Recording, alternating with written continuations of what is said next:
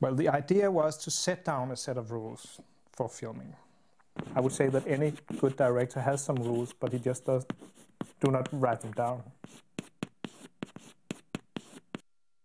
If you have some limitations when you work, like these rules or like other things, then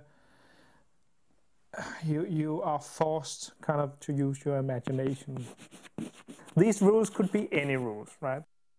The whole idea is that there are some rules. And we put down these 10, and they are 10. That's not so good.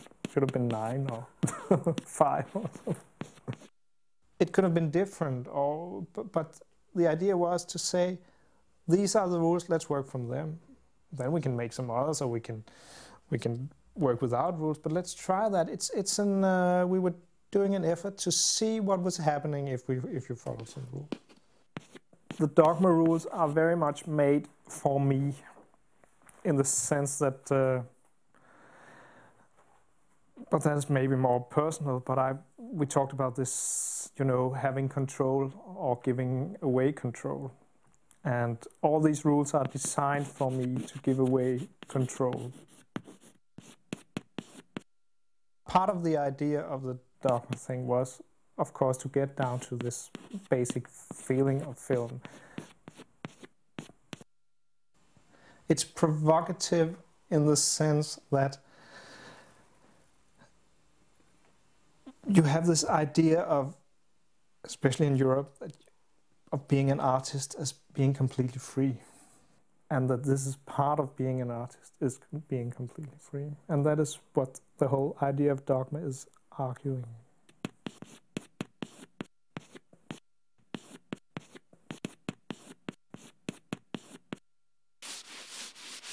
It's been very important to me how the colors of the film look. And then, of course, it's a great relief to have a rule saying it's color film, you can't do anything about it.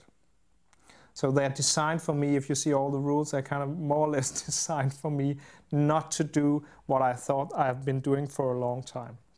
Orders to myself, like in hypnotism, you know, don't use artificial light. No. With the Dogme rules, that is what you do. You give away control. But then again, if you can't control it all, what's the point?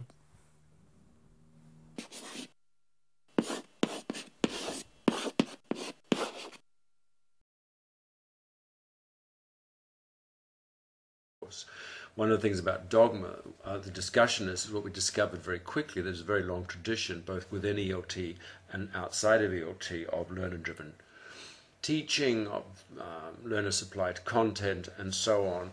And I think, so it wasn't the case so much of Dogme was an idea whose time had come.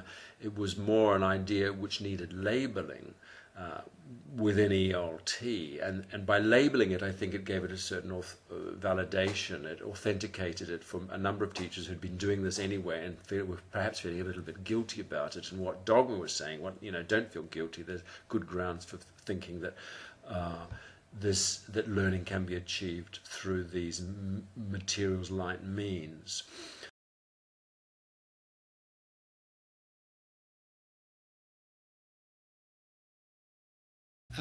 Picasso,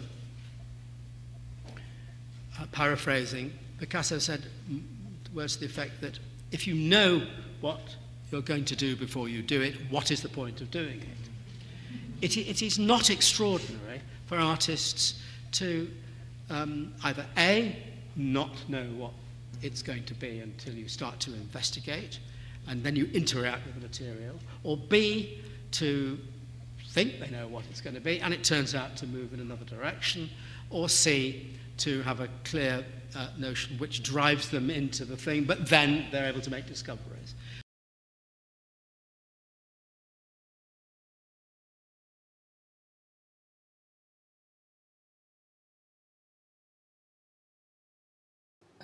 Talking about first books, to these first books, they must be made out of the stuff of the child itself.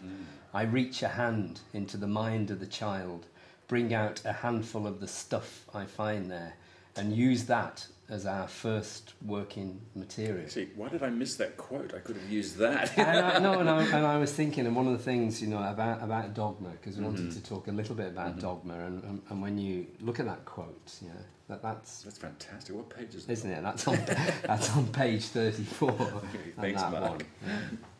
But I like the word stuff too, because it covers everything in a sense that's generated in the classroom talk. But I see so many analogies. Yeah, in the Dogme, is that what you're going to ask me? Yes. How it works and how you can train teachers to use the stuff, to think on their feet, to be more spontaneous instead of working with fixed lesson plans. Yeah, I mean, this is a big question. It comes around again and again whether Dogme is really just for experienced teachers, for native speaker teachers, for all these kind of questions, teachers of small classrooms, etc.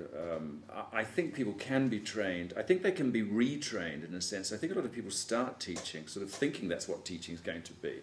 And then they get kind of like constrained by a method and then the course books, etc. And they get this... And for some teachers, they need that kind of security. It is the scaffold initially. What was, interesting about our situation, where the Dogme, in a sense, was conceived and the teacher training courses we were running in Barcelona was because they were in-service courses, and these were experienced teachers, and you'd think they would have learned themselves to use the stuff that comes up in the classroom, but they hadn't, you see, because they were so kind of blinkered and controlled, and they had by the materials and by the method and everything. And so our job was to sort of say, no, as I said today, create some space, move that stuff aside. They can do that at home.